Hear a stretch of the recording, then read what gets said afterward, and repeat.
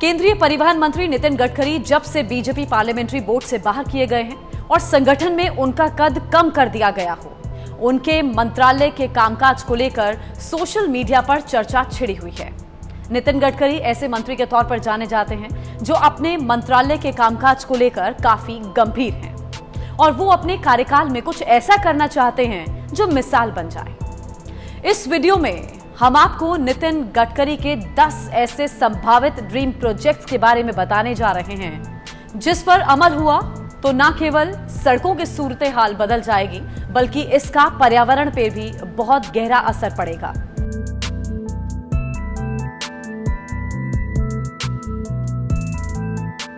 सबसे पहला प्रोजेक्ट, नितिन गडकरी ने पिछले साल कहा था कि उन्होंने एक ऐसी कार खरीदी जो ग्रीन हाइड्रोजन से चलेगी।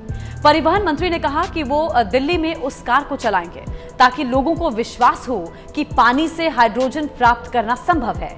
उन्होंने कहा था, मेरी पानी से मिलने वाली हाइड्रोजन से बसें, ट्रक और कार चलाने की योजना है, जो शहरों में सीवेज के पानी और ठोस कचरे का उपयोग करके बनाई जाएगी।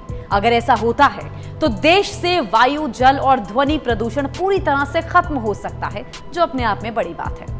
इसी साल जुलाई में केंद्रीय मंत्री नितिन गडकरी ने इस बात में विश्वास जताया कि भारत में वाहनों में पेट्रोल का उपयोग 5 साल बाद खत्म हो जाएगा। उन्होंने आगे कहा कि हरित ईंधन पेट्रोल की आवश्यकता को समाप्त कर देगा। उन्होंने यह भी दावा किया कि कार और स्कूटर या तो हरे हाइड्रोजन, एथेनॉल फ्लेक्स ईंधन, सीएनजी या एलएनजी पर होंगे और इलेक्ट्रिक कार, बस, बाइक व अन्य गाड़ियों को प्रोत्साहित किया जा रहा है। 17 अगस्त को ही मुंबई में देश की पहली डबल डेकर इलेक्ट्रिक बस को लॉन्च किया गया। इस दरमियान नितिन गडकरी खुद मौजूद थे। नितिन गडकरी भी एथेनॉल का प्रयोग ज्यादा चाहते हैं। एथेनॉल का प्रयोग पेट्रोल, डीजल जैसे ईंधन में किया जाता है। इसके प्रयोग से 35% तक कम कार्बन मोनोऑक्साइड का उत्सर्जन होता है। नितिन गडकरी ने इस साल जून में एथेनॉल जैसे वैकल्पिक ईंधन पर स्विच करने की आवश्यकता पर जोर दिया और साथ ही उन्होंने कहा कि निर्माण और कृषि उपकरणों में एथेनॉल को पेश करने के प्रयास लगातार जारी हैं। वे देश में कनेक्टिविटी को आसान बनाने के लिए सड़कों का जाल बिछाना चाहते हैं। सीमा के पास हाईवे को इस तरह तैयार किया जा रहा है कि जरूरत पड़ने पर सेना के हेलीकॉप्टर, फाइटर जेट भी उतर सके। सड़क पर लोगों की सुरक्षा के लिए भी काम किया जा रहा है। गाड़ियों की सुरक्षा के लिए विशेष तकनीक पर जोर दिया जा रहा है। नितिन गडकरी ध्वनि प्रदूषण कम करने की कोशिश में लगातार जुटे हुए हैं। वो चाहते हैं गाड़ियों की हॉर्न के कर्कश आवाज की बजाय मधुर भारतीय संगीत बजे। यदि ये योजना अमल में आती है तो नए हॉर्न में बांसुरी, तबला, वायलिन, हारमोनियम जैसे वाद्य यंत्रों की आवाज का इस्तेमाल हो सकेगा और इसके लिए जल्द ही परिवहन मंत्रालय की तरफ से कानून लाया जा सकता है। नितिन गडकरी ने एम्बुलेंस के सायरन को भी बदलने की बात कही है। पिछले साल अक्टूबर में नासिक के एक कार्यक्रम में नितिन गडकरी मौजूद थे और उन्होंने ये बातें कही थी। मंत्री नितिन गडकरी ने 3 अगस्त 2022 को राज्यसभा को बताया कि 2024 तक भारत में सड़क का बुनियादी ढांचा अमेरिका के समान होगा।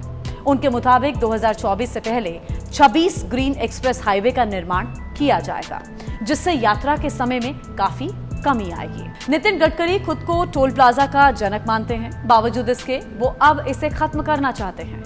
नितिन गडकरी के अनुसार केंद्र सरकार अगले 6 महीने में देश में टोल प्लाजा को खत्म करने का काम कर रही है, ताकि आम लोगों को टोल प्लाजा पर लंबी कतारों से राहत मिल सके। इसके बदले सैटेलाइट आधारित टोल सिस्टम जैसे नए विकल्पों पर विचार किया जा रहा है।